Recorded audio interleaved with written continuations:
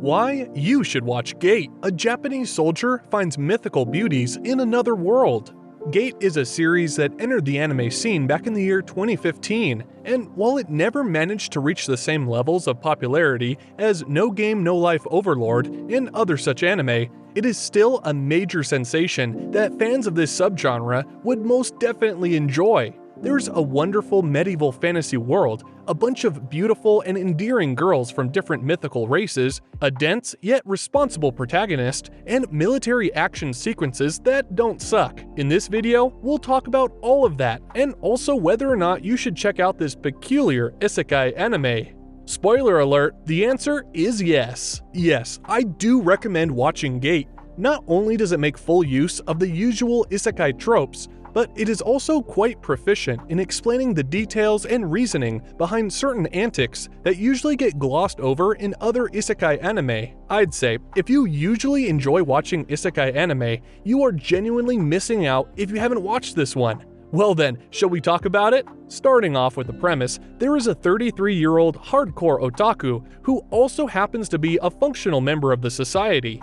His name is Youji Itami, and he is a member of the Japanese Self-Defense Forces. One day, while he is not on duty, he heads out to attend a doujin convention taking place in Ginza, which is among Tokyo's most famous entertainment districts. He's obviously quite excited to attend the convention, so much so that he isn't even watching his steps and ends up hitting a pole. This gives him a momentary concussion, during which he daydreams about an elf, a sorcerer, and a gothic Lolita. Little did he know that this fairy tale he had just envisioned would soon be his new reality. As our protagonist is ready to attend the convention, there is a mysterious gate that has emerged out of nowhere in the hustling streets of Ginza. Everyone wonders if it's for a movie prop or something, but within a matter of a few instances, a weird flying creature comes out of the gate. And it's not just one. There's many, an entire army of weird creatures led by the ancient Roman Empire just suddenly blitzes out of the gate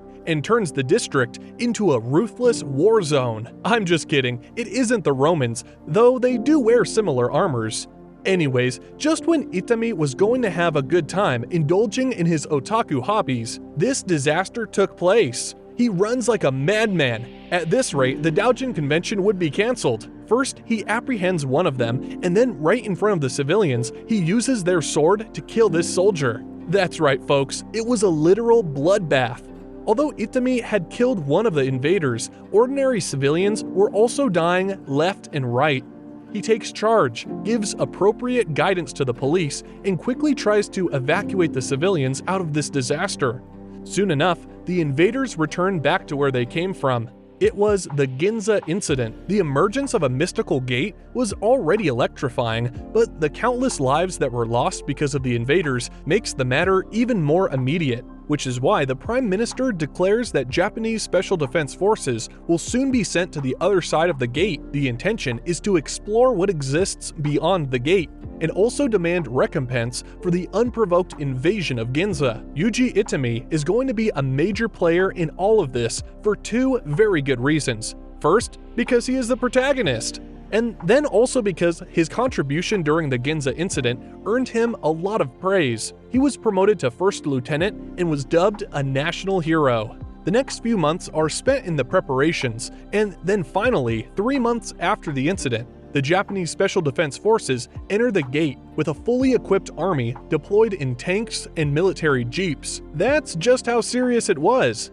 Though just before they come out of the other side, another soldier, who is familiar with the way of the otaku, asks Itami if there would be any cat girls on the other side. Itami confidently replies, "Why wouldn't there be?"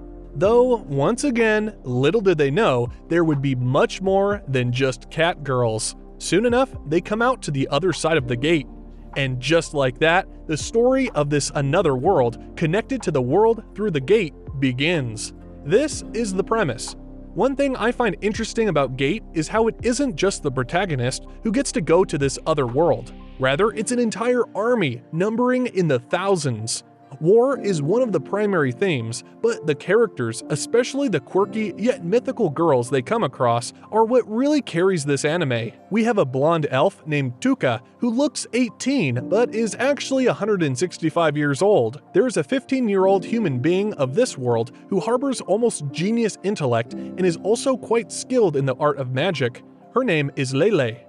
Then there is a gothic Lolita named Rory Mercury, and she's the quirkiest of the bunch. An interesting fact about her is her age. She is actually 961 years old, but she stopped aging after turning 13. These are the three girls who Itami suddenly envisions after hitting the pole back in Ginza. There are a few others as well, such as the dark elf who suddenly develops an unhealthy obsession with becoming Itami's slave, or the princess of this other world, who also eventually develops strong feelings for our protagonist. See, guys?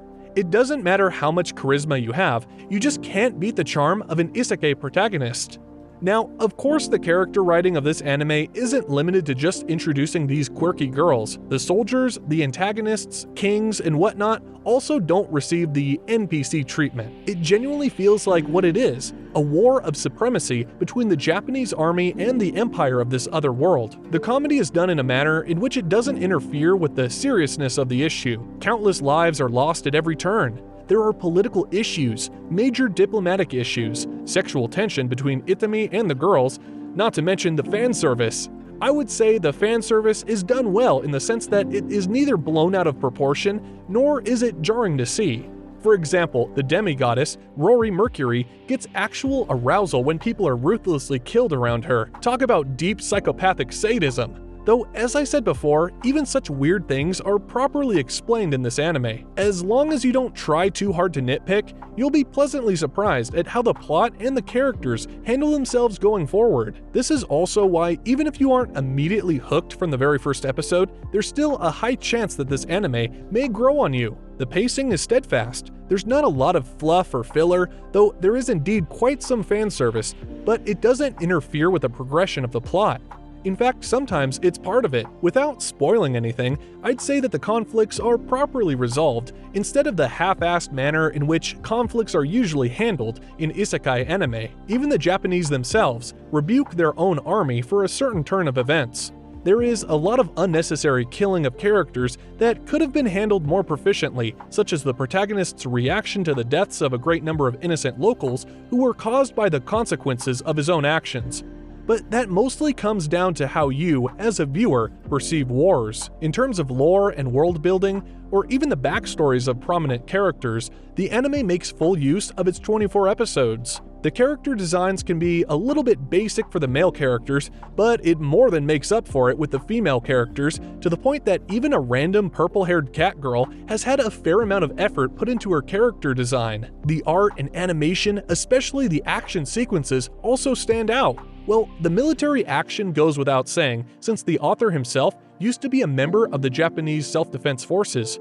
This is why the action and the manner in which the equipment is used feels organic. From military tactics, digging holes, to cleaning the weapons, there's a great attention to detail. All in all, Gate nails the isekai anime tropes while still maintaining its own uniqueness. Well then, there you have it, folks.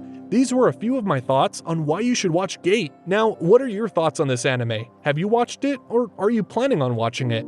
Feel free to go wild in the comments section. Also, don't forget to hit that like and subscribe button. It'll get you some good karma from my universe. Well then, I'll see you folks on my next video.